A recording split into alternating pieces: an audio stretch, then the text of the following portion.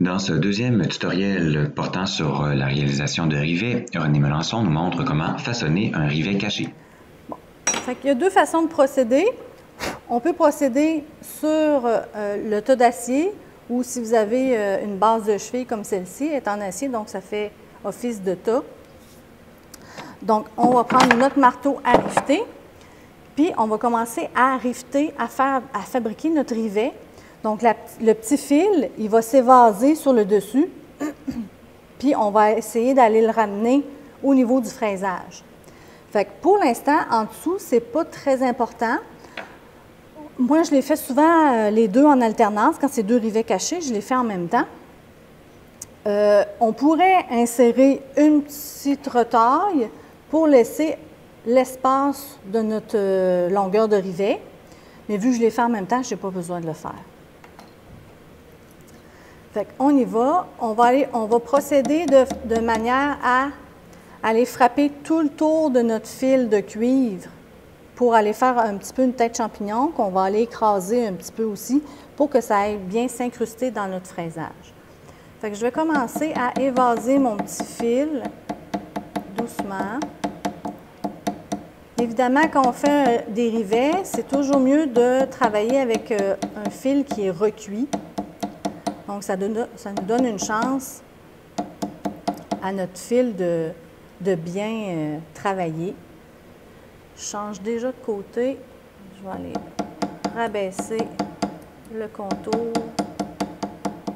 Évidemment, quand on travaille, on essaie de ne pas frapper sur notre pièce pour ne pas la marteler, pour ne pas faire de marque.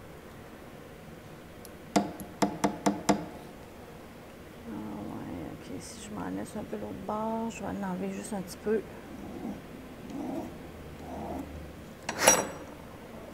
Comme ça ici. Bon, je vous montre avec la méthode avec le marteau à riveter. Mais il y a aussi un petit objet très intéressant qu'on peut se fabriquer à la maison. À l'aide d'objets à la quincaillerie, on peut se fabriquer une potence. Donc, la petite potence, on fabrique une base avec tout simplement une tige d'acier qu'on a profilée pour que ça s'insère dans le trou ici. On a une petite base. Puis, on a un petit poinçon bien plat qu'on peut aller insérer notre pièce entre les deux. Vu qu'on fait un cachet des deux côtés, on peut avoir un plat des deux côtés. Si on a un rivet boule, bien, on peut avoir un petit insert avec un trou pour notre rivet boule. Donc ici, on va aller utiliser le marteau de peau pour ne pas briser notre petit poinçon. Puis on peut vraiment faciliter le travail en frappant sur le petit fil tout le tour.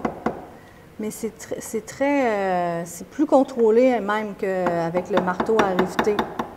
Fait qu'on peut aller frapper tout le tour du petit fil. Je vais y aller des deux côtés parce que je veux voir le dessous aussi où est-ce que je m'enligne. Je vois que j'en ai un petit peu trop. Je vais aller en enlever. J'ai encore beaucoup de fils. Fait, comme je vous l'ai dit, j'aime mieux procéder en enlevant qu'en en manquant. Fait, ici, on se rapproche, ça s'en vient. On va prendre le marteau de peau. On va aller frapper en bougeant tout le tour de notre petit fil. On va aller frapper vraiment pour essayer de rabattre le contour du fil.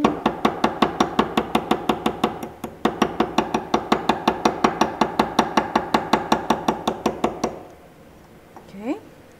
Fait que là, on voit que notre petit fil, là, il s'évase, il prend de l'ampleur un petit peu.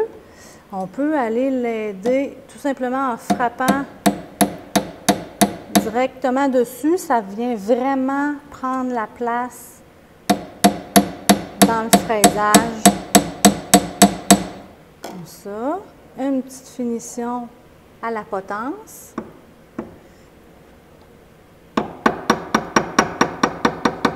S'assurer de bien remplir le fraisage.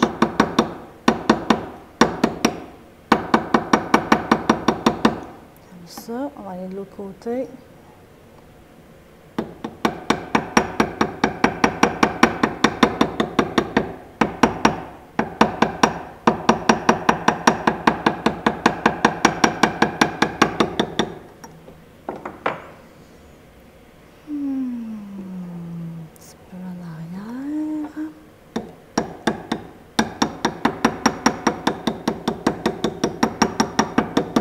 Donc, qu'est-ce qui n'est pas évident, c'est que on ne sait pas trop si on l'a rempli. Des fois, on va y aller plus au feeling.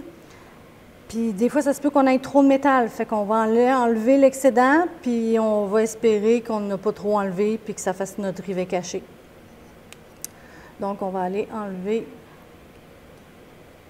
Je vais juste aller virer mon petit cœur, par exemple. Je vais le mettre en place. Je vais le mettre en place avant.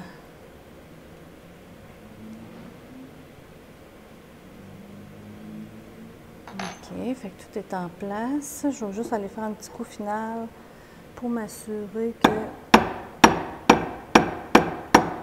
je pense que j'ai tout bien rempli mon fraisage.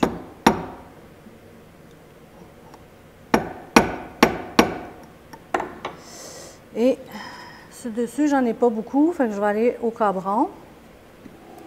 Je vais essayer de ne pas attaquer ma surface du dessous, hein. C'est ça le but, c'est de garder ma surface bien polie parce que je ne pouvais pas souder. Fait qu'on va aller enlever doucement l'excédent du fil de cuivre. Puis en même temps, si j'ai tape à côté, ça va aller égaliser ma plaque de cuivre.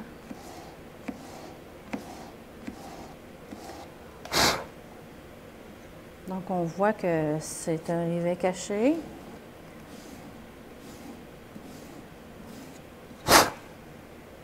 Et voilà, on ne voit même plus la petite tête.